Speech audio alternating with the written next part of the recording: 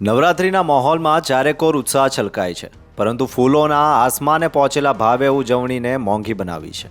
અમરેલી જિલ્લામાં ગુલાબ અને ગલગોટાના ભાવમાં 3 ગણો વધારો થયો છે, જ્યાં ગુલાબ પ્રતિ કિલો 200 રૂપિયાથી વધીને 600 રૂપિયાના ભાવે વેચાઈ રહ્યા છે। અમે છેલ્લા 50 થી 60 વર્ષની અમારી જૂની દુકાન છે અને આ વખતે ફૂલનો વધારો 50 થી 60% છે। જે ગુલાબનો ભાવ 200 રૂપિયા 250 રૂપિયા બહુમાં બહુ હતો, એની બદલે પહેલા જ નોરતે 500 થી 600 રૂપિયા ગુલાબ પાર થઈ ગયો છે અને ખૂબ બજારમાં ફૂલની અછત પણ બહુ ઝાઝી બતાવી છે, પણ બહુ મોંઘું ફૂલ છે। આ ભાવ વધારા પાછળનું મુખ્ય કારણ વરસાદ અને તહેવારોની માંગ છે।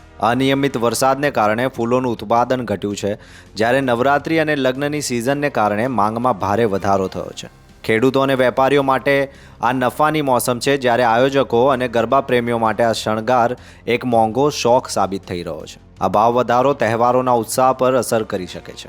હું દરિયાઈ પટ્ટીમાં મારી જમીન આવેલી છે અને હું ખેતી કરું છું। મારી ખેતી 25 વીઘા છે અને 7 વીઘાના મારે ફૂલની ખેતી કરું છું। ગુલાબ છે, ગલગોટા છે, ગાદલીઓ છે અને રોજના કિલ્લાના ભાવ 100 રૂપિયા હોય છે, તો 4-4.5નું હું આવક લઉં છું। ફૂલોની કિંમતમાં થયેલા અસામાન્ય વધારાને કારણે શણગારનું બજેટ ખોરવાઈ ગયું છે। ઘણા આયોજકો ફૂલોનો ઉપયોગ ઓછો કરીને વૈકલ્પિક સજાવટ તરફ વળી રહ્યા છે। આ પરિસ્થિતિ માત્ર ગરબાના પંડાલો પૂરતી સીમિત નથી, પરંતુ ઘરના શણગાર અને માતાજીની પૂજા માટે પણ ફૂલો ખરીદનારા સામાન્ય ભક્તોને પણ પ્રભાવિત કરી રહી છે।